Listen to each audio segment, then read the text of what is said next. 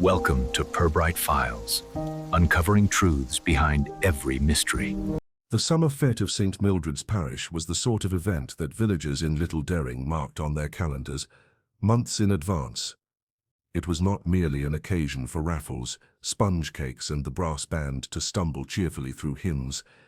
It was a reaffirmation of village life itself. The green, ordinarily a quiet stretch where dogs ran and the cricket team practiced, was transformed into a blaze of bunting and stalls. Tables creaked beneath the weight of Victoria sponges and jars of jam.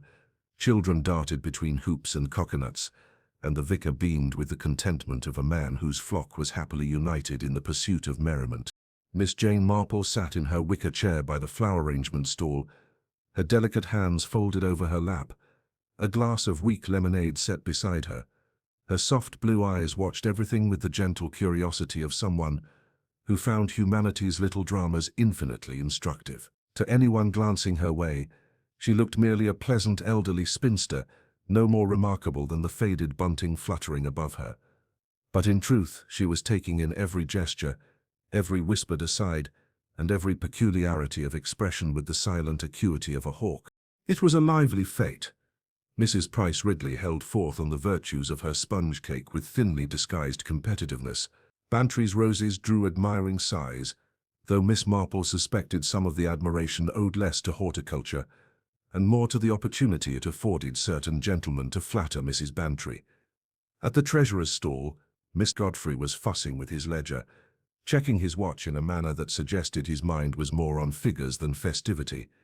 A pair of young lovers whispered too close together near the lemonade stand, their nervous laughter betraying the thrill of being half hidden in plain sight. All of it was to Miss Marple familiar. She had seen it all before, not in the particulars, of course, but in the patterns. Human nature was remarkably consistent.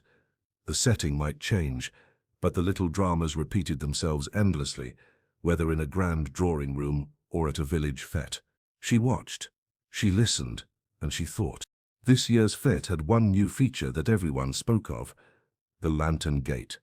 Constructed of simple wood and draped with ivy, it had been decorated by the village children with paper lanterns in soft shades of rose gold and pale green. It was intended as the evening's crowning spectacle, for at dusk the lanterns would be lit, casting a romantic glow across the green. Colonel Harcourt, who had recently taken residence at Dering Hall, was to officiate the light. His presence lent the fete an air of importance, though opinion on the colonel himself was divided. Some found him charming, a gallant gentleman with a chest full of stories. Others, less charmed, muttered of arrogance, a certain severity of manner, and a taste for interference. Still, he was an object of fascination, and many eyes turned toward him as the day wound toward evening. The brass band began its final piece, played with more enthusiasm than precision, and the air cooled pleasantly. Families gathered before the lantern gate, children tugging at their parents' hands in excitement. The colonel stepped forward, imposing in his neat suit, his silver hair catching the last rays of the sun. Miss Marple, sipping the dregs of her lemonade, noted how Mrs. Linton watched him with narrowed eyes, how Mrs. Bantry's laugh rose a little too brightly at something he said, and how Mr. Godfrey, standing slightly apart, looked as though he had swallowed something disagreeable. The air was thick with more than summer warmth. It was heavy with undercurrents, as it always was when human beings gathered. The colonel raised his hand for silence. His voice, deep and commanding, carried easily across the crowd. "My friends, it gives me great pleasure to declare the lanterns lit. May they shine as a symbol of our fellowship." He leaned down to strike a match and touch it to the first lantern. One by one, soft colors bloomed in the dusk. Murmurs of delight ran through the crowd as the gate glowed in gentle pinks and golds, a fragile magic hanging in the air. Then the scream tore through it all. It was sharp, shrill, and dreadful. For a moment, no one moved. Then the crowd shifted, a ripple of alarm spreading. People turned, exclaiming, clutching one another. The scream had come from near the gate, where the colonel now lay slumped at its base. His hat had fallen, rolling onto the grass. His body was twisted awkwardly, one arm outstretched as if in appeal. The lantern light flickered over his face, pale and strangely still. Gasps rose around the circle of onlookers. Mrs. Bantry pressed a hand to her pearls. A man muttered, "Good Lord." Children began to cry, their mothers hurrying them away from the terrible sight. Make way, please." Dr. Haydock pushed through the crowd, knelt by the colonel, and bent close. There was a silence broken only by the soft crackle of lanterns in the evening air. After a long moment, the doctor straightened, his face grave. "It's no use," he said quietly, but firmly. "The colonel is dead." The murmurs swelled into a wave of shock. "A seizure," someone whispered. "His heart. He was never well." "Poison," said another, too loudly, before being shushed. The theories began at once, springing up like weeds in a garden. Sudden illness, too much brandy, a stroke perhaps. Everyone had something to say. Everyone except Miss Marple. She remained seated for a moment longer, her lips pressed gently together, her eyes fixed not on the colonel's face, but on the ground near his outstretched hand. There, among the trampled grass, lay a small smear of colored lantern paint, no doubt, though curiously placed. She noted the odd position of his fallen hat, too, as though it had not dropped naturally. She rose slowly, her movements unhurried, and joined the others in their subdued exclamations. To anyone watching, she looked merely saddened, a frail old lady shaken by the tragedy. Only her eyes betrayed the alertness of her mind, for already she was considering, quietly and privately, that the colonel's death was not as simple as a faint heart in the summer heat. Something, she thought, was amiss beneath the lantern gate. The fete ended in confusion. The gaiety fled like smoke. Stalls were hastily abandoned. The band put down their instruments, and the vicar's voice trembled as he tried to comfort the frightened villagers. But gossip was already in full flow, leaping from lips like sparks. Who had seen what? Who had been near the colonel? Had anyone noticed? And over all of it, like the hush that follows thunder, lay the sense that the village of Little Daring had been forever altered. And Miss Marple, quietly, slipping away as the first stars appeared, carried with her the sure knowledge that this was not an accident. Death had walked deliberately beneath the lanterns that night, and she would, in time, uncover whose hand had guided it. The following morning dawned with deceptive brightness. Sunlight spilled cheerfully across the village green as though nothing untoward had occurred there the night before. But the stalls that had once groaned with cakes and preserves stood empty now, their trestle boards abandoned in untidy stacks. The lantern gate still loomed at the far end of the green, its lanterns faded and dark, but its cheerful decorations had acquired a sinister aspect. The grass beneath it bore the mark of many trampling feet, and most dreadful of all, the memory of the colonel's body lying sprawled where laughter had echoed only moments before. The village had awoken buzzing. In Little Daring, news traveled faster than the milk cart. Every doorstep was alive with speculation, every cup of tea poured with a solemn shake of the head. The colonel's death was on everyone's lips, and by the time the Morning Post arrived, there were already as many theories as there were households. At the grocer's, Mrs. Price Ridley confided in Mrs. Bantry that it was most assuredly his heart, for she had noticed him turning a shade of puce after his second helping of beef at luncheon the previous week. At the same time, in the post office, Miss Pottle whispered to Miss Hartnell that it was poison, no doubt slipped into the lemonade, for hadn't the colonel made enemies aplenty in his short time in the village? At the vicarage, Miss Linton declared, with her usual sharpness, that the colonel had brought it upon himself with his meddling ways, though when pressed she declined to elaborate further. By Elevenses, the entire village was alive with rumour, each more breathless than the last. Miss Marple heard a fair number of these whispers herself. She had walked down to the green with the air of a woman making her usual morning errands, and though her basket contained only a few modest items, she returned home with a mind weighted by what she had gathered. People spoke freely to Miss Marple, believing her to be harmless, and she encouraged their chatter with gentle nods and soft "oh dears." It was, she reflected, remarkable how much could be learned by simply listening. The official word, so far, had been less forthcoming. Dr. Haydock, pressed on all sides for an opinion, would say little beyond that the death had been sudden and unfortunate. Inspector Graves had arrived from Much Haddam in the late evening and quickly established his presence. A stout, serious man with a bristling moustache, he was keen to reassure the villagers that all was in hand. He ordered that the lantern gate be left undisturbed until further notice, and made notes in a small black book with great gravity. To some, his brisk manner was a comfort. To others, it smacked of intrusion. Miss Marple, sitting by her parlour window with her knitting needles clinking softly, reflected upon the inspector's arrival. He would, she felt sure, apply the full weight of officialdom, taking statements, prodding witnesses, and focusing on the most obvious suspects. That was the way of the police. But the truth, Miss Marple knew, was rarely obvious. It lay instead in the quiet corners of human behaviour, in the small inconsistencies, the trifles others dismissed. By midday, word had reached every household that the Colonel's death would be treated as suspicious. This, naturally, added fuel to the fire. Suspicious. The word thrilled and terrified in equal measure. Suspicious meant murder, and murder meant that one of their own, someone who had smiled and passed the time of day, had struck down a man in their midst. It was unthinkable, and yet it had happened.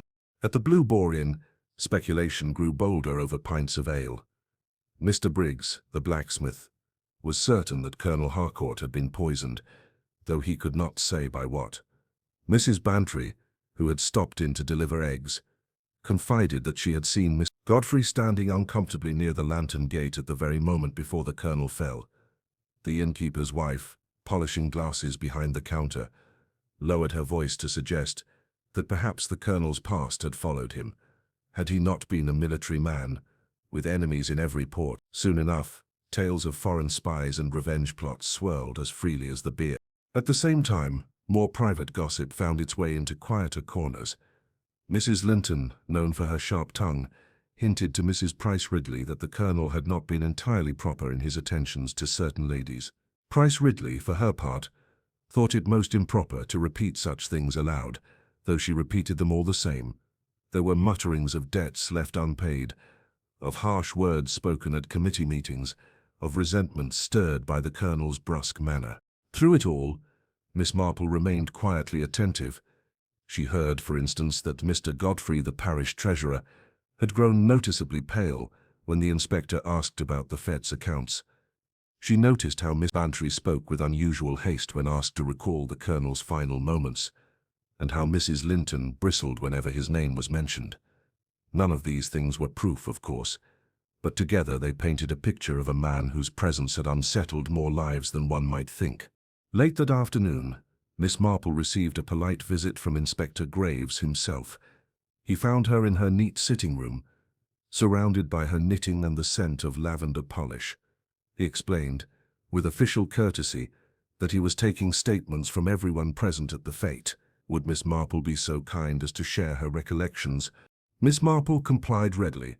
She spoke in her usual gentle manner, recalling the sequence of events with apparent vagueness. Yes, the Colonel had seemed quite well earlier in the day. Yes, the lantern gate had looked very fine indeed.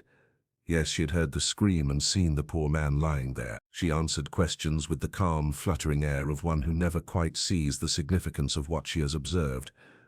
Only once did she pause, fingers lightly touching her knitting wool, when the inspector asked if she had noticed anything unusual. Unusual? She repeated softly. Well, perhaps, only that his hat seemed to fall in a curious way. Not quite natural, but perhaps I am mistaken. Old eyes, you know. The inspector made a note, though he clearly did not consider it important. Hats fell. That was hardly evidence. He thanked Miss Marple for her time, and departed, satisfied that he had spoken to one of the least consequential witnesses. When the door closed, Miss Marple sat quietly, her needles clicking once more. She thought of the paint she had seen by the Colonel's hand, the angle of the fallen hat, the glances and tensions among the villagers. To others, these were trifles. To Miss Marple they were beginnings, the faint outlines of a pattern she would in time trace to its end. Evening settled once more over Little Dering, but it was not the same village it had been only a day before. Curtains were drawn earlier, bolts slid more firmly into place. People spoke in lowered voices, glancing over shoulders, and beneath the dark silhouette of the lantern gate, now cordoned by the inspector's order, the shadows seemed heavier, as though holding their breath. Somewhere among the tidy hedgerows and prim gardens, a murderer moved quietly, unsuspected. And in her neat little parlour, Miss Marple continued to knit, her eyes thoughtful, her mind sharper than any of the villagers would have guessed. Inspector Graves began his inquiries in earnest the following day, and by then the village was more than ready to provide him with material. The news of murder, for such was the word whispered now without hesitation, had struck the inhabitants of Little Dering like a stone dropped in still water. The ripples touched every household, unsettling the air, sharpening suspicions, and loosening tongues. The inspector was a man of method. He established himself at the vicarage, using the study as a temporary office, and summoned witnesses one by one. Mrs. Price Ridley was among the first. She arrived in a hat of formidable proportions, and answered questions with the certainty of one who considered herself indispensable to village life.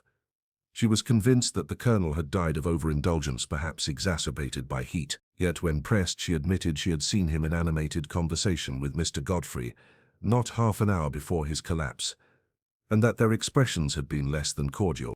Mr. Godfrey himself was summoned next.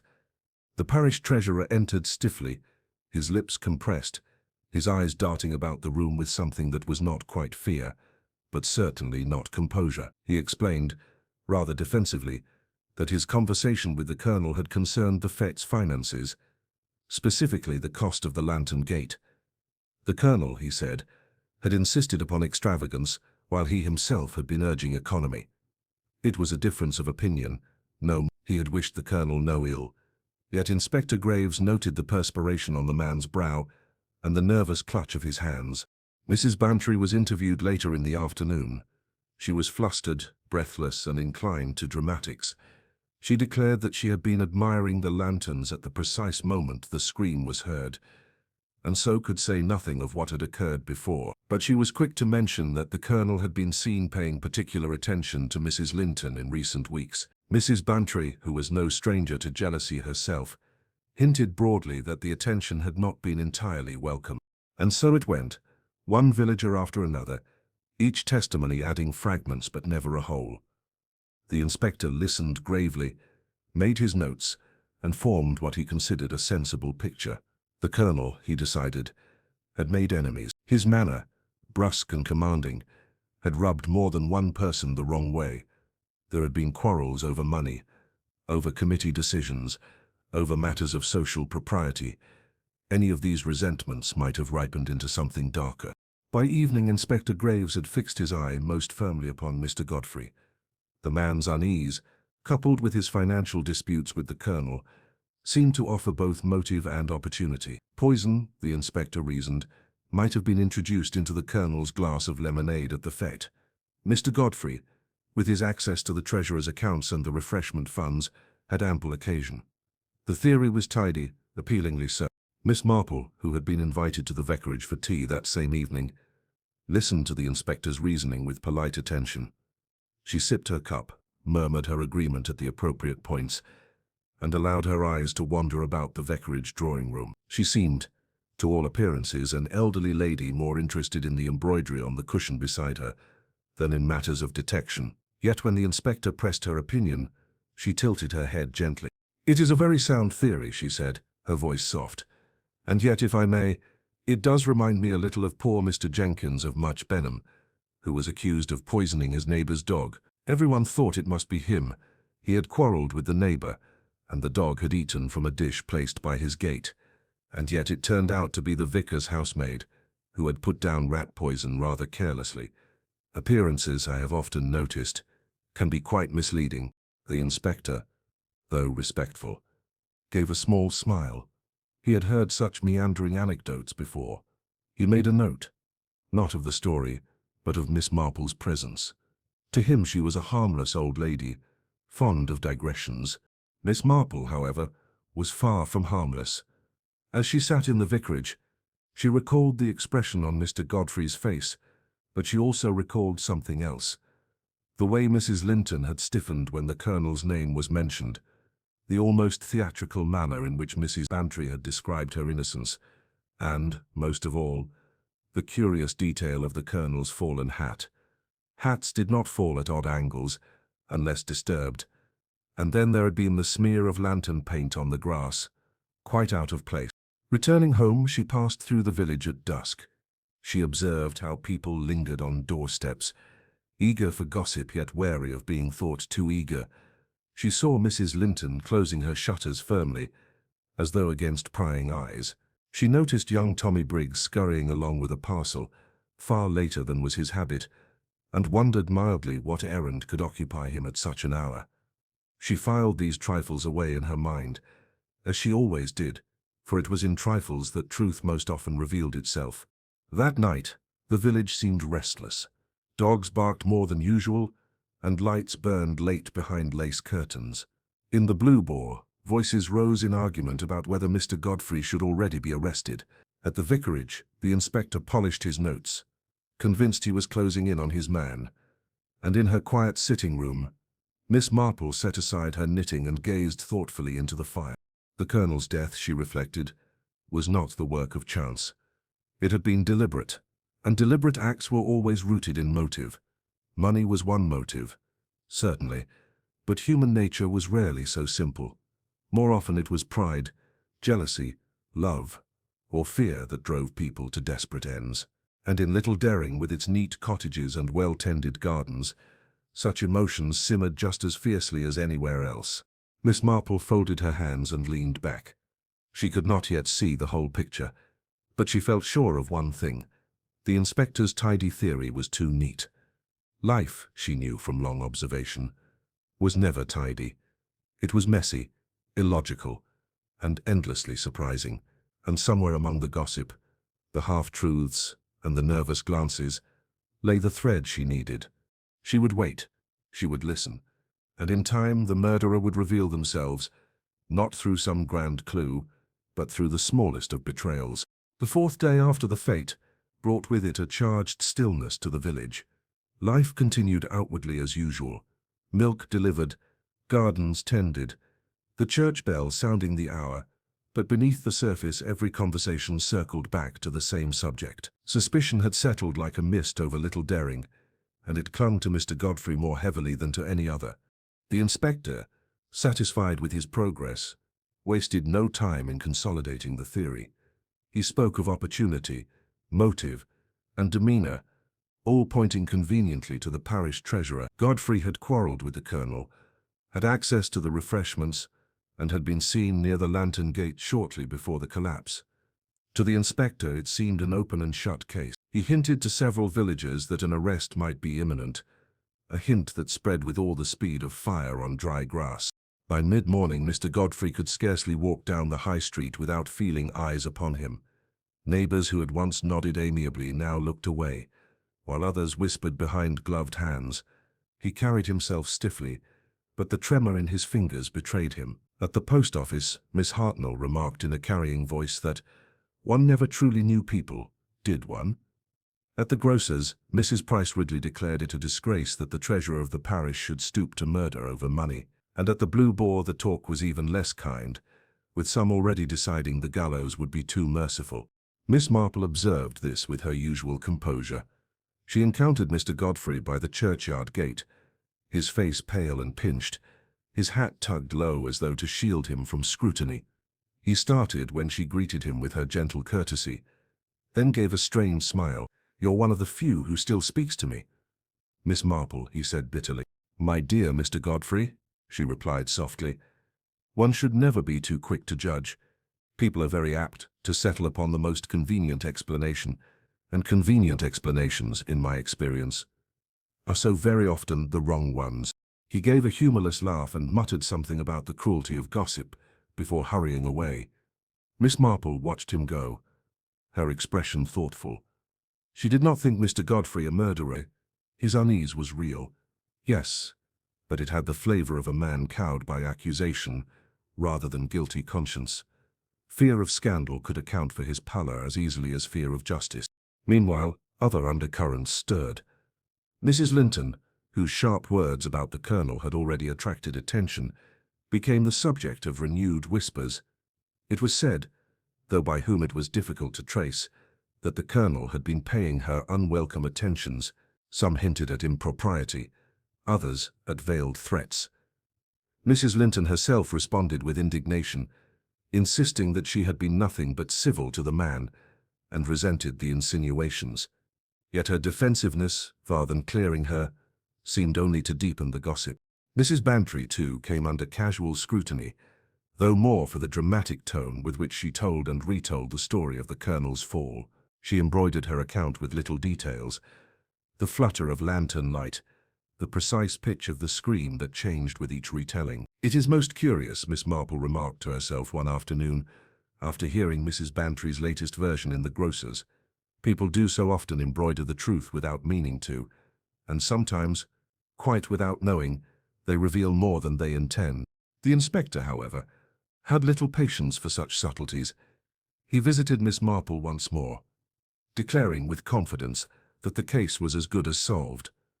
"It is Godfrey, no doubt about it," he said firmly, sipping the tea she had poured for him. "A man in debt, quarrelling with the victim, seen nearby at the crucial time. All the hallmarks are there. The only question is how precisely he administered the poison. Once the laboratory report confirms it, we'll have him." Miss Marple listened, her needles clicking softly. "It is a very compelling picture, Inspector," she said mildly. "And yet, sometimes one sees a pattern, because one expects to see it. A little like my dear nephew Raymond, who once became convinced that his cook was stealing silver spoons. He had all the evidence, missing spoons, money unaccounted for, and yet it turned out she had been putting the spoons in the flower bed for polishing with sand, as her mother had done before her. Very odd, but quite innocent." The inspector gave a short laugh. "You have a talent for stories, Miss Marple, but in this matter, I prefer facts." When he had gone, Miss Marple sat quietly for some time. She considered the colonel himself, a man of rank and authority, brusque in manner, newly come to the village. He had stirred resentment quickly, that much was clear. But resentment did not always lead to murder. And yet he had been killed, and killed quite deliberately. Of that she was certain. She thought again of the lantern paint by his hand.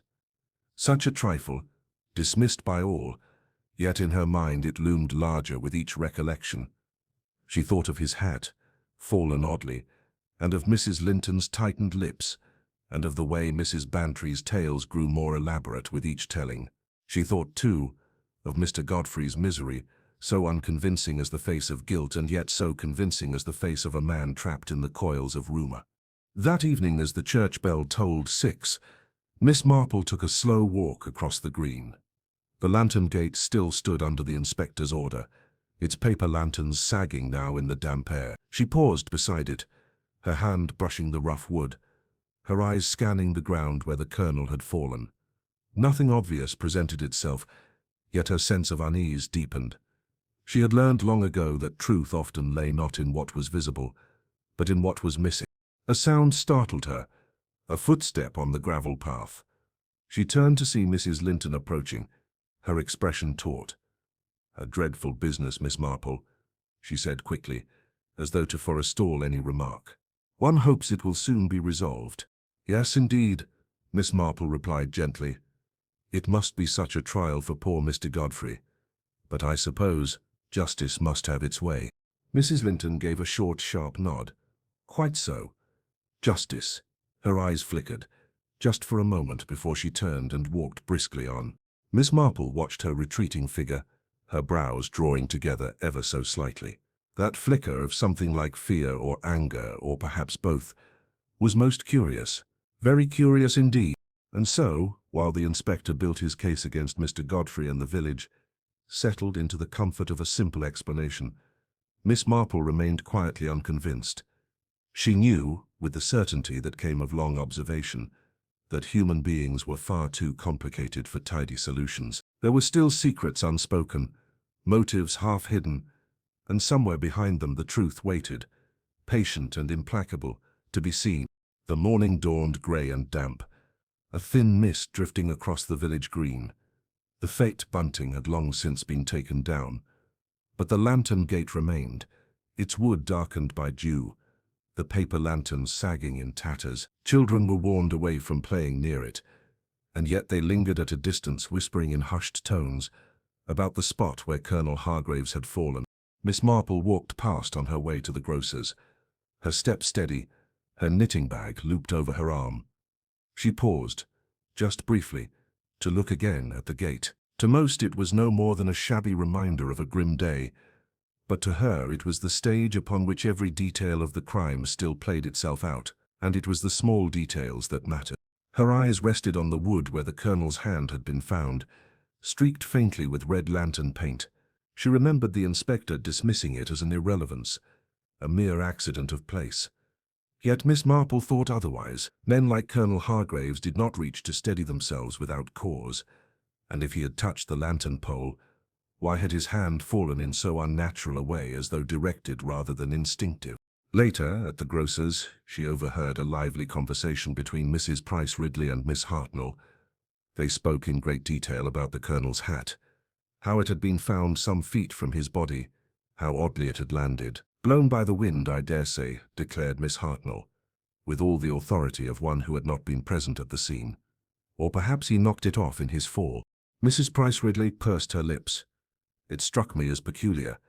Hats don't generally travel so far, unless they are thrown, and I do recall a certain tussle with Mr. Godfrey over that very subject. Quarrelled with him that afternoon, I heard." Miss Marple made a small, non-committal sound, but her mind seized upon the remark. She herself had noticed the hat's placement. If the Colonel had collapsed suddenly from poison, how had the hat flown clear, landing several paces away? It was the sort of incongruity that others overlooked, but which Miss Marple could never quite dismiss. By the afternoon she had pieced together a delicate chain of thought. The Colonel had taken his drink at the fete, had moved toward the lantern gate, and there had collapsed. Yet before he fell, there had been some small struggle, enough to dislodge his hat, enough to make him reach for the wooden pole. Not a brawl, not anything so overt as to draw notice, but a brief, decisive contact. And if that were so, then his death might not have been the result of poison at all. She carried her thoughts quietly back to her cottage, where she set her kettle on the hob and poured herself tea. Knitting in hand, she considered the people about whom the gossip swirled. Mr. Godfrey, so readily accused, wore his misery too plainly to suit her idea of guilt. Mrs. Linton, defensive and taut, had secrets in her manner if not in her words, and Mrs. Bantry, ever eager to embroider, perhaps revealed more than she knew in her dramatics. That evening, she received a visitor. Mrs. Linton herself, pale and tense, her gloved hands clenched tightly about her handbag. She had come under the pretext of inquiring after Miss Marple's health, but her eyes darted nervously about the cozy sitting room, as if fearing to be overheard even here.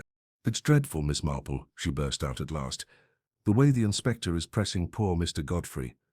I cannot believe it of him, and yet the whole village seems to have made up its mind." Miss Marple set down her knitting and regarded her guest kindly. "It is a sad thing when rumor becomes fact in people's eyes, but then one must remember that truth has a way of slipping out, no matter how tightly it is concealed." Mrs. Linton shivered and clutched her bag more closely. "You think so?" "Oh, yes," Miss Marple said softly. "One sees it often enough in village life. People do try to hide the things they are ashamed of. But a glance, a tone of voice, a misplaced word, these give them away. Human nature, you see, is very revealing." The younger woman flushed and rose abruptly, murmuring excuses about being late for an engagement. Miss Marple let her go without protest, though her eyes followed her thoughtfully until the door had closed behind her. The following day brought further stirrings. A second laboratory report reached the inspector, and with it a frustration he could not conceal. There had been traces of something unusual in the Colonel's glass. Yes, but not enough to be certain of poisoning. "A contaminant, perhaps," he growled, pacing Miss Marple's parlor, "but not a lethal dose. Blast the chemists, always hedging. Still, it was Godfrey. I'll swear to it. Who else had the chance?" Miss Marple poured his tea with a placid air. "One cannot always rely on chemists, Inspector.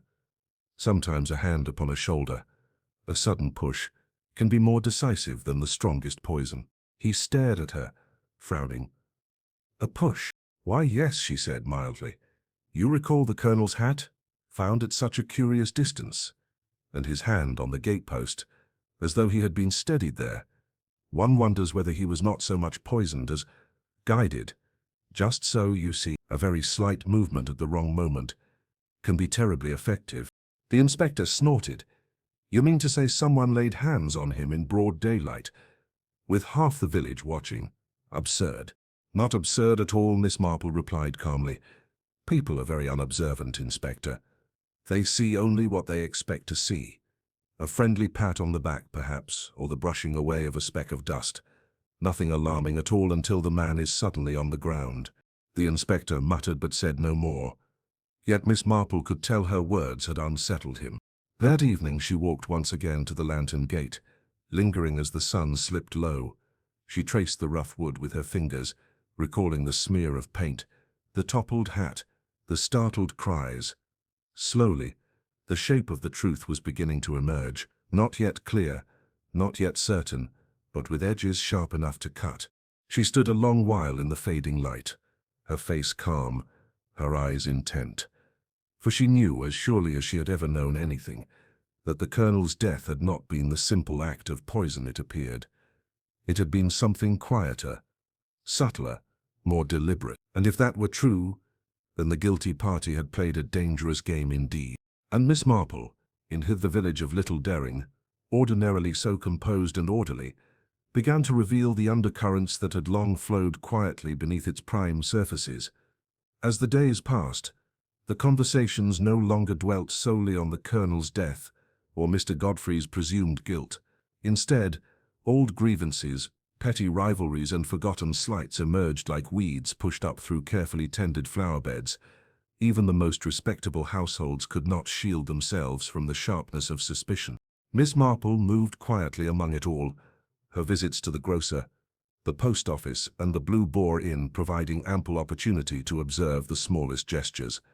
She noted, for example, how Mrs. Bantry's voice rose suddenly when someone mentioned the Colonel's attentions toward Miss Linton, as though she were determined to claim moral authority over the interpretation of events.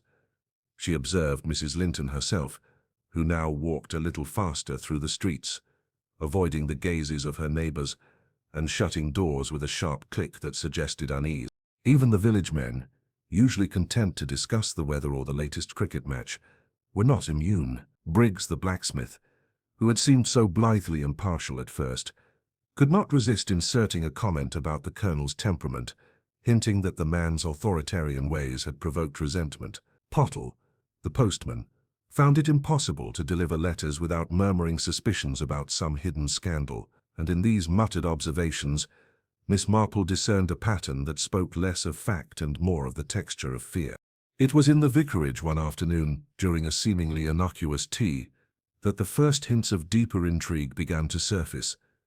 The vicar, usually a man of serene demeanor, was unusually tense. He spoke in measured tones, hinting at disagreements over parish accounts, and subtly dropped the notion that the Colonel had not been the model of discretion in his dealings with the church's benefactors. When pressed, he admitted only that the Colonel's demands had been unsettling, yet his flushed face suggested that there was more to the story. Miss Marple, knitting quietly, listened to every word and watched every expression. She observed how the vicar's wife lingered near the tray of sandwiches, her movements nervous, her hands trembling slightly, and she noticed the way the children, ordinarily so well behaved, shifted in their chairs, as if they too were attuned to an undercurrent of tension too subtle for adults to speak aloud. Later, Miss Marple visited the post office and found herself drawn into conversation with Miss Hartnell, who was more loquacious than usual. She spoke of old quarrels between the Colonel and certain villagers, small disagreements, nothing of great importance, yet sufficient to leave lingering resentment. There was mention of Miss Linton's distant cousin, whose account of an unfortunate land transaction had been complicated by the Colonel's intervention, and there was a whispered reference to Mr. Godfrey's unclaimed debts, a detail that might explain some anxiety, though not necessarily murderous intent. Each revelation, each half-spoken accusation, Miss Marple filed away carefully. She could sense that something connected all these threads, though the shape of it remained elusive. The village had become a tapestry of minor intrigues and old grudges, and among them lay the motive that had driven one individual to kill, but to discern it required patience, subtlety, and a willingness to see beyond the obvious. That evening she returned to her cottage and spent hours poring over her notes and observations. She thought of the colonel himself, and how his manner, brusque and commanding, had unsettled so many people. He had arrived in the village with authority, and in doing so had disturbed the delicate balance of relationships that had existed for years. In every household, in every conversation, she could detect the echoes of small injustices and wounded pride. Miss Marple's thoughts turned, inevitably, to Mrs. Linton. There was something in her rigidity, in the careful way she monitored her expressions, that suggested she had a secret to protect. It was not enough, perhaps, to make her guilty, but it was certainly enough to warrant attention. Similarly, Mrs. Bantry's excessive dramatics seemed to mask a deeper knowledge of events, and Mr. Godfrey, though still the focus of the inspector's suspicion, presented a puzzle, so visibly anxious, yet with no clear evidence of wrongdoing. The next day brought yet another ripple through the village. A note was found, slipped under the door of the vicarage, unsigned and cryptic. It suggested that the colonel's death had not been as straightforward as it appeared, hinting at resentments that ran deeper than any casual observer might imagine. The villagers whispered and speculated, and naturally suspicion fell again upon Mr. Godfrey. But Miss Marple, reading the note carefully, saw more than a casual warning. The words were precise, measured, and in her mind suggested forethought and intent, characteristics she associated with the true perpetrator, rather than with the man already under scrutiny. Later that afternoon, she walked once more through the village, noting subtle signs that others failed to observe. A recently disturbed flower bed, a door left slightly ajar, a hurriedly closed curtain. All these small indicators hinted at nervousness and secrecy. The pattern was not yet complete, she realized, but it was beginning to take shape. Somewhere among the villagers, the murderer was hiding in plain sight, confident that the inspector's attention was misdirected. In the Blue Boar Inn, voices rose and fell as speculation mingled with rumor.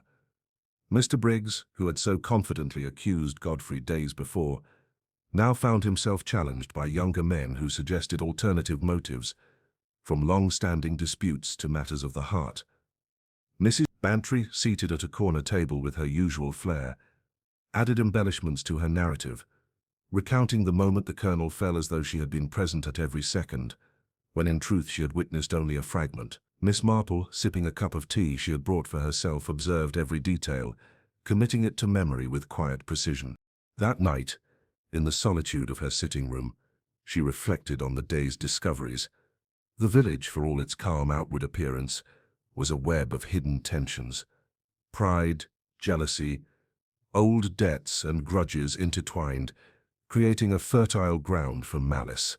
The truth lay somewhere in that tangle, subtle and obscured, waiting for the right observer to discern it.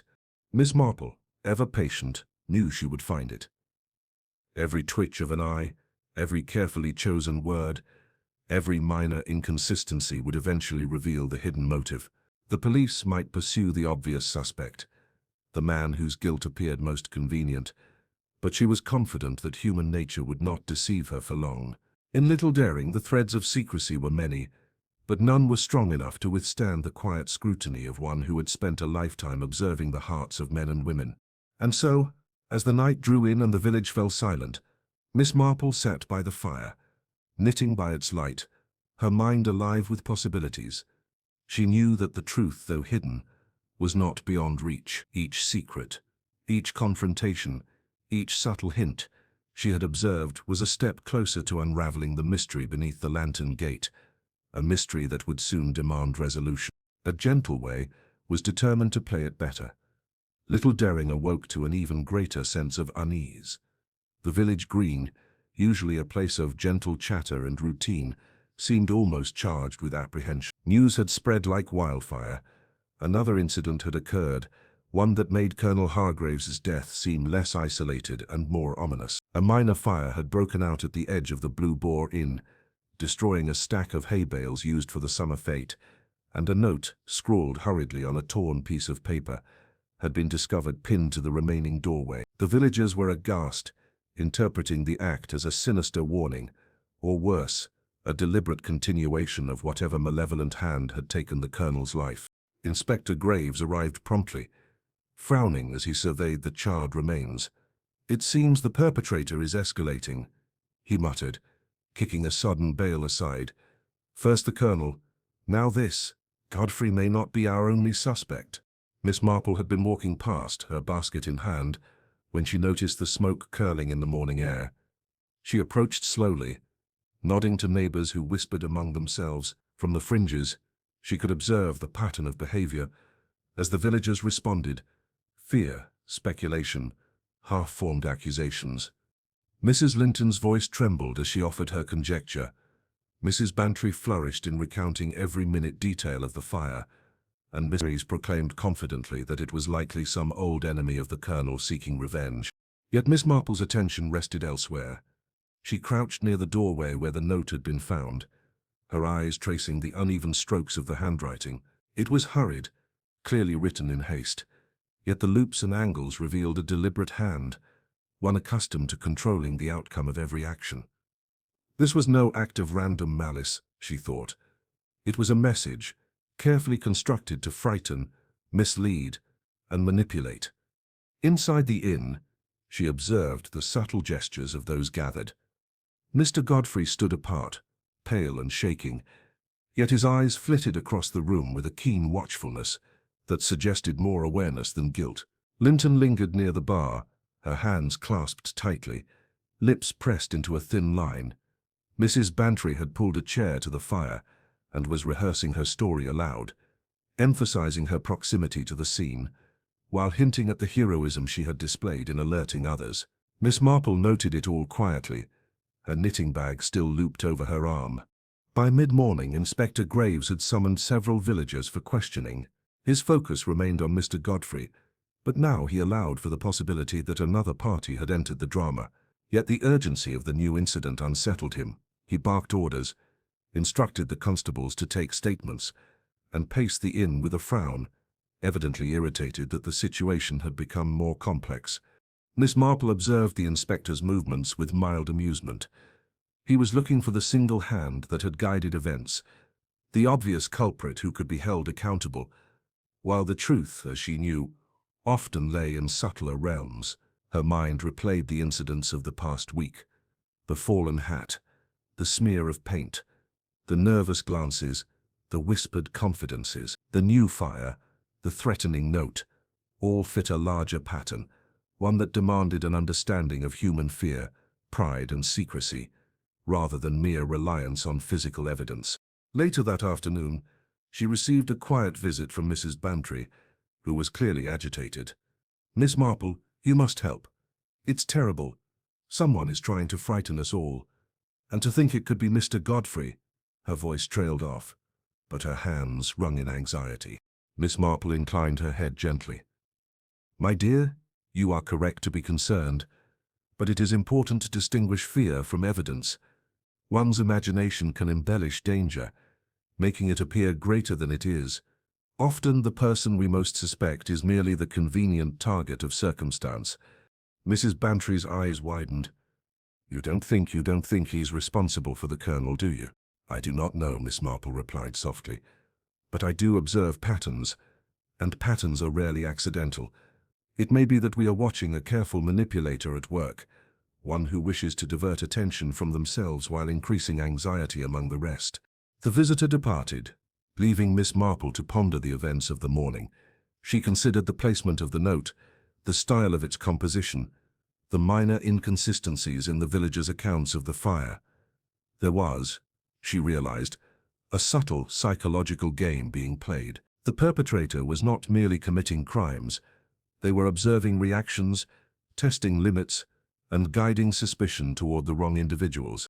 In the evening, she walked once more to the lantern gate, now cordoned off with simple rope, its dark wood and torn paper lanterns casting eerie shadows in the fading light. She crouched to examine the ground where the colonel had fallen, the imprint of boots long since trodden over, but faintly discernible, the fallen hat, the streaks of paint, and the minor disturbances in the soil formed a sequence that suggested deliberation. Someone had known exactly what they were doing, and someone had been patient enough to let events unfold before intervening.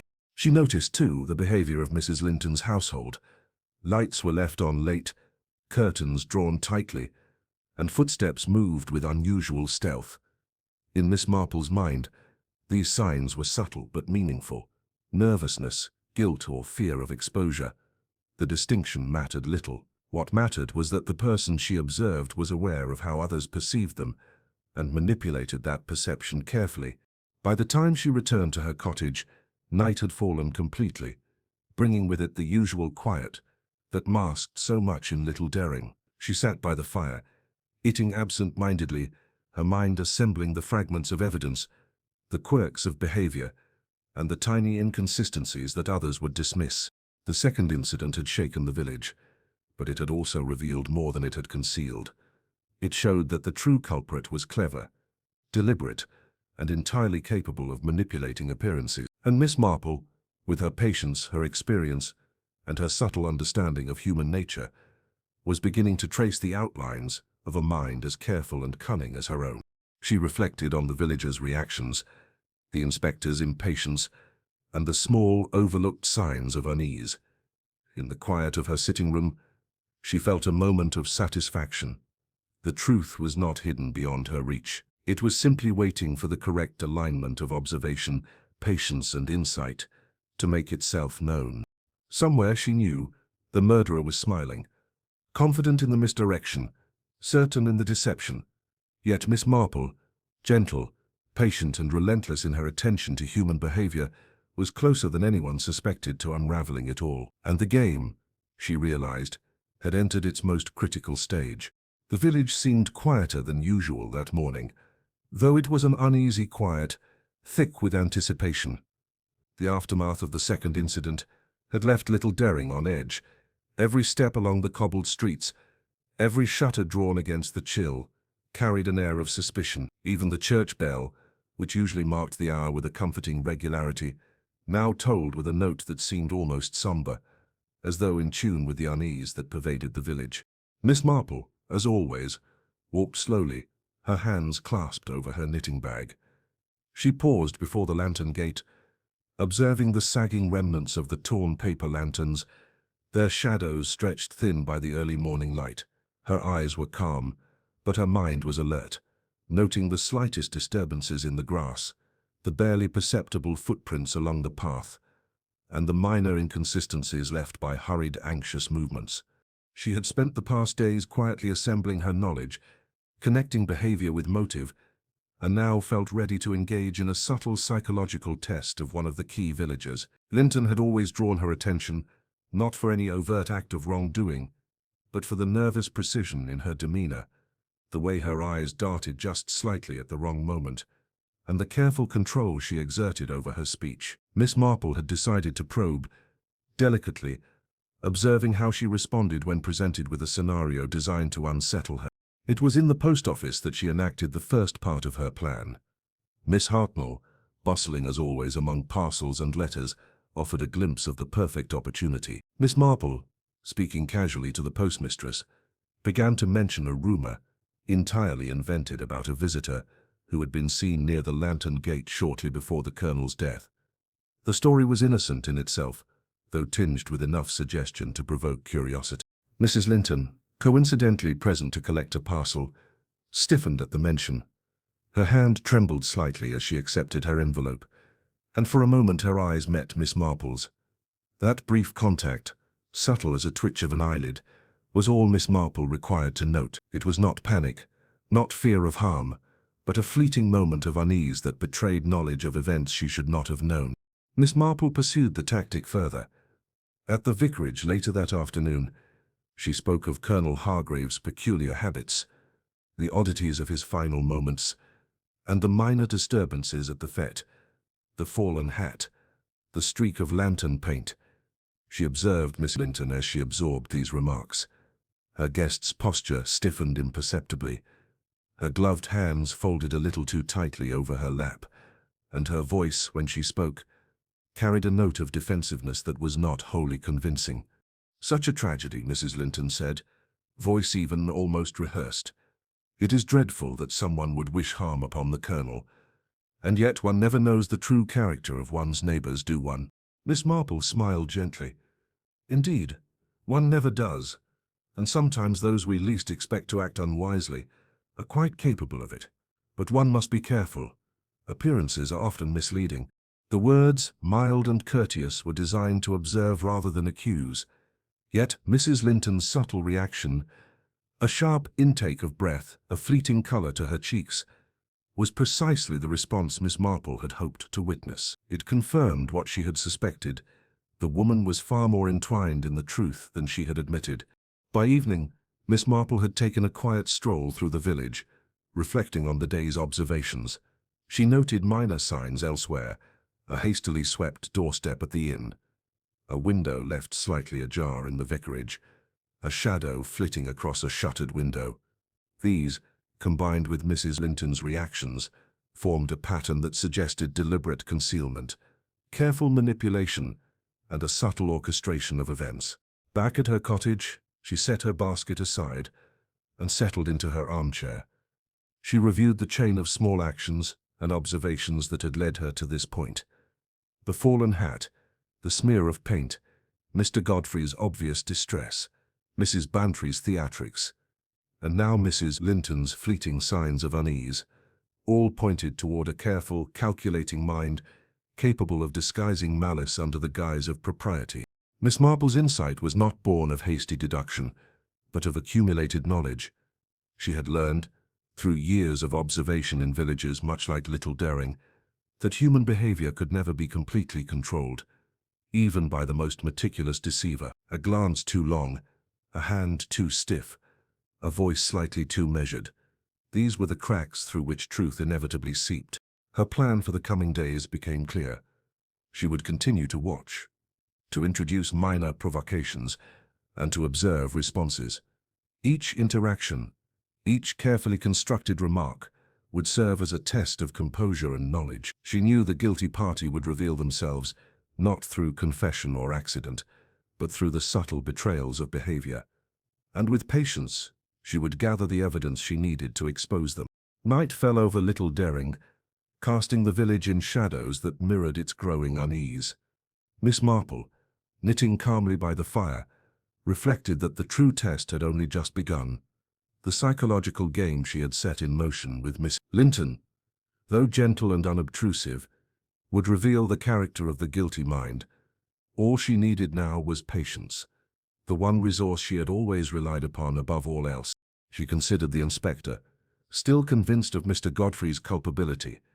The man's confidence and determination were admirable, but Miss Marple knew better. Facts alone would not reveal the truth here. Behavior, motive, and subtle inconsistencies were far more telling, and she was certain that the pattern would soon become clear, provided she watched closely and allowed the guilty party's own actions to betray them. As the fire crackled and the evening shadows deepened, Miss Marple felt a quiet satisfaction. The threads were aligning. The game, once subtle, was now entering its final stages. In her mind, the outline of the truth was emerging, delicate but unmistakable, and she knew that the coming days would offer the final clues she needed to bring the mystery to a decisive end. The morning was crisp and clear, with the first hints of autumn in the air. Little Dering seemed to hold its breath, as though the village itself knew that the culmination of its uneasy days was at hand. Miss Marple rose early, her mind alert and focused, for she had resolved that today the truth would come to light. The threads of subtle observations, minor inconsistencies, and fleeting expressions had now formed a pattern that left no room for doubt. By mid-morning she walked quietly to the Blue Boar Inn, carrying a small basket of her own knitting and a calm expression that masked the purpose of her visit. The inn was nearly empty, save for a few villagers who had lingered, their faces reflecting the same anxious curiosity that pervaded the village. They paused in their hushed conversation when she entered, aware that her presence often signaled the turning of events. Mrs. Linton arrived shortly afterward.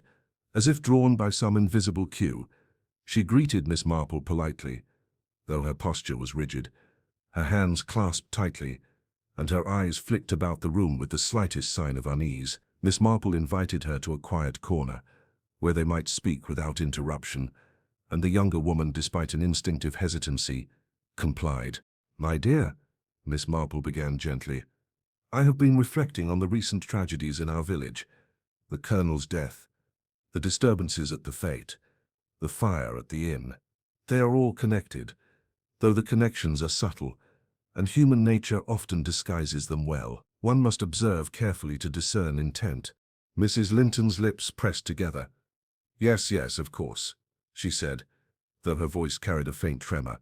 Miss Marple leaned forward slightly, her tone remaining soft but purposeful. "It is not always the most obvious person who acts or the person upon whom suspicion has fallen. Appearances are deceptive, and the mind of the deceiver is careful. They are aware of observation, of inference, and they rely upon our assumptions against us. That is why the truth often lies in behavior, in the slight betrayals of composure and tone." Mrs. Linton's hand twitched, and her eyes narrowed, betraying the tension she could not fully conceal. Miss Marple, noting the movement, allowed a quiet pause, letting her words settle like soft stones in the still air. "You have been very composed, Mrs. Linton," she continued, "and yet certain subtleties reveal a preoccupation with the events surrounding the Colonel. Details, reactions, the placement of objects, even the smallest gestures. It is remarkable how one's mind can reveal what one's lips deny." A flush of color rose to Mrs. Linton's cheeks. I don't understand," she said, her voice tight. "I have said nothing to anyone." "How could you?" Miss Marple smiled kindly. "Precisely because one need not speak to betray oneself. Consider the hat found away from the Colonel's body, the smear of lantern paint, the disturbed soil by the gate. Consider the behavior of those who witnessed the events. Fear, curiosity, anxiety, and most importantly, consider the subtle reactions to what has been said in private conversations. Brief twitches, changes in tone, fleeting glances. They speak louder than words." Mrs. Linton's fingers tightened over the edge of her gloves, and she swallowed hard. You think... "I do," Miss Marple said gently. "You were present at the fete. You understood the Colonel's temperament and the tensions that might arise. You knew precisely how a small action, a minor intervention, could lead to disaster. You exploited that knowledge to remove him, believing the blame would naturally fall elsewhere. And when the second event, the fire, was carried out, it was intended to mislead and frighten, to divert attention, and to fortify the illusion of your innocence." Mrs. Linton's composure cracked, and she lowered her gaze. I didn't mean for anyone to get hurt. It was only supposed to frighten and protect myself. But he came at me, and I didn't know what else to do." Miss Marple nodded softly. "One must be careful in moments of crisis, Mrs. Linton. Yet actions, however carefully planned, leave traces. You could not completely control the reactions of others, nor the minute details of circumstance. That is why, in the end, the truth revealed itself through behavior, through the pattern of your subtle betrayals, and through the consistent misalignment of appearances with reality." The room fell silent, save for the ticking of the inn clock. Mrs. Linton's shoulders sagged, and she finally raised her eyes to meet Miss Marple's, filled with a mixture of shame, relief, and the recognition of the inevitable. Inspector Graves entered shortly thereafter, summoned by Miss Marple with a quiet note. He observed the scene with a mixture of astonishment and satisfaction, for Miss Marple's revelation left little room for doubt. The evidence, while largely behavioral, was persuasive. The small inconsistencies, the deliberate manipulations, and the psychological indications Miss Marple had observed over the past week provided a complete picture. Mrs. Linton, with a faint nod, finally spoke. "Yes, it was me." "I never intended to kill, only to frighten. But it went too far, and I could not undo it." The inspector moved forward to place her under formal arrest, and the villagers who had gathered quietly outside the inn exchanged whispers. There was shock, certainly, but also a sense of resolution. The unsettling days of uncertainty and suspicion would at last come to a close. Miss Marple, observing all, allowed herself a moment of quiet reflection. The intricacies of human behavior, the hidden motives, the careful orchestration of events, these were the truths she had relied upon, far more than any forensic detail. In her gentle, persistent manner, she had guided the revelation to its rightful conclusion, demonstrating the quiet power of observation, patience, and insight. The village would recover. Slowly. Gossip would continue, perhaps, but now it would be grounded in understanding rather than fear. Justice, subtle but inexorable, had been served, and Little Daring could resume its semblance of normal life, albeit with a newfound awareness of the complexities beneath its calm exterior. Miss Marple, as always, remained composed, content to let the world carry on around her. She understood, as she often did, that human nature was both intricate and predictable.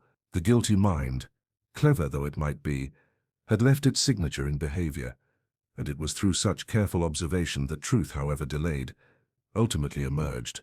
As the afternoon sun shifted toward evening, Miss Marple took a quiet stroll to the lantern gate.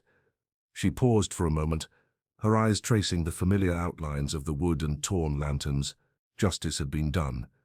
Yet the memory of events of fear, courage, and deception would linger in the village for some time. She smiled faintly to herself, satisfied that her patience, her calm scrutiny, and her understanding of human nature had brought clarity to a tangled web of secrecy and malice.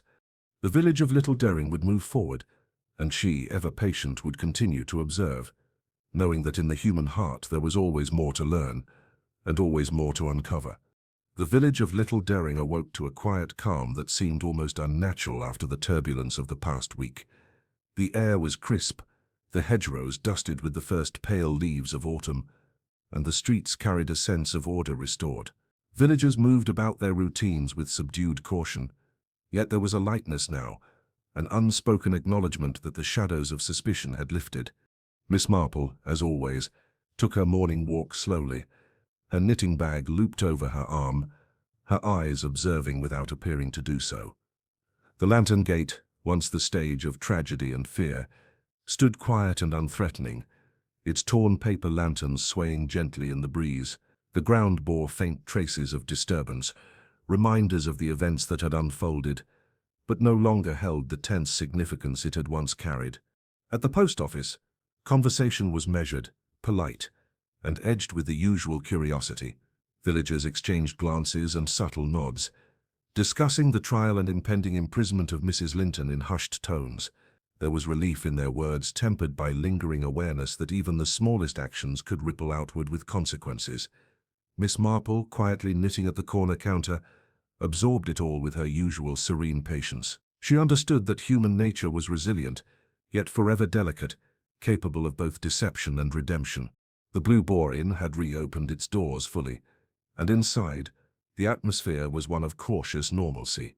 Mr. Godfrey was present, tending to his duties with the careful attention of a man grateful for reprieve, while Mrs. Bantry sat in her accustomed corner, adding small flourishes to her recounting of events, this time tempered by the knowledge that the truth had been revealed. Even the vicar moved among his parishioners with an air of composure restored, though he could not entirely conceal a slight weariness, a memory of the tension that had gripped the village in the days before. Miss Marple paused in her walk at the edge of the village green, considering the paths of events. She reflected on the delicate balance of human behavior, the way minor grievances had escalated into tragedy, and the manner in which fear and perception could be manipulated. The intricate threads of motive, opportunity, and personality had woven a tapestry that, for a time, concealed the truth from all but the most patient observer. She found satisfaction not only in the resolution, but in the confirmation of what she had long understood, that human nature, however complex, consistently revealed itself to those who paid attention. Later, she paid a quiet visit to Mrs. Bantry, who had insisted upon showing her the vicarage's newly mended flower beds. The two women spoke gently of the village's return to normalcy, though even Mrs. Bantry admitted that gossip and conjecture would linger. "One must never underestimate the curiosity of our neighbors," Miss Marple said, her tone reflective. "It is a force as potent as any other in shaping events and perceptions. Yet truth, subtle though it may be, has a way of asserting itself." Mrs. Bantry nodded in agreement. "And you, dear Miss Marple, have a remarkable way of seeing what others overlook. even when it is hidden in the smallest gestures or whispered words. You discern it all. Miss Marple smiled faintly. Observation, my dear, is a gentle art. One watches, one listens, and one waits. People reveal themselves, inevitably, if one is patient enough to notice. The world is full of small signs, and they are all connected. By afternoon, the village felt a tentative balance restored. The markets bustled with careful attention. Children played under the watchful eye of their parents, and the regular sounds of daily life, the clip of hooves, the murmur of conversation, the distant call of the church bell, returned to their accustomed rhythms. Yet beneath it all lay an undercurrent of awareness, a recognition that even the quietest village held secrets, that human behavior was both fragile and revealing, and that vigilance was often warranted. Miss Marple returned to her cottage, setting down her basket with the habitual care that had long characterized her routines. She poured herself tea and settled into her favorite armchair by the fire, allowing the warmth to seep into her bones. She thought of the past week, of Colonel Hargraves, of Mrs. Linton, of the patterns of behavior she had discerned, and the subtle psychological tests she had employed. Each action, each observation, had led inexorably to clarity, demonstrating once more the intricate but consistent logic of human conduct. As the fire crackled, she reflected upon the village itself. Little Daring, for all its outward calm, was a place of complexities, of hidden resentments and concealed motives. It was precisely these traits that had allowed Mrs. Linton's deception to flourish temporarily. Yet even in the midst of her careful planning, small behaviors had betrayed her intent, and patience, observation, and insight had brought the truth to light. There was a moment of contented silence. Miss Marple considered the lessons of the case, that appearances were often misleading, that fear could distort perception, and that human behavior, however subtle, was the most reliable guide to understanding motive. Science, evidence, and physical proof had played their parts, certainly, but it was the careful reading of character, the recognition of patterns, and the application of patient insight that had truly resolved the mystery. She glanced out of her window toward the lantern gate, now gently illuminated by the late afternoon sun. Its shadows were long but harmless, a quiet reminder of the drama that had unfolded and the lives touched by fear and grief. She allowed herself a faint smile, reflecting that, while human nature was often flawed, it also possessed the capacity for truth, revelation, and ultimately, resolution. Even as the village settled into its post-tragedy rhythm, Miss Marple knew that the lessons of human observation were enduring. Secrets would always exist, misdeeds would always occur, and perception could always be manipulated. Yet for those with patience, attentiveness, and an understanding of the subtle cues that people offered, the truth was never truly hidden. The day waned, the sun dipping low, casting a golden glow over the village rooftops and hedgerows. Miss Marple remained in her chair, knitting quietly by the fire, reflecting on the delicate web of cause and effect that had led to the uncovering of Mrs. Linton's guilt. Justice, gentle yet inevitable, had been served. The village could now look forward, cautiously but with hope, to calmer days. And in that quiet, reflective moment, Miss Marple allowed herself the satisfaction of knowing that, once again, through patience, keen observation, and a deep understanding of human nature, a mystery had been resolved. Little Daring would heal, the shadows of fear would recede, and life would continue, but the lessons of observation, discretion, and the intricacies of character would endure, quietly shaping the lives of all who called the village home.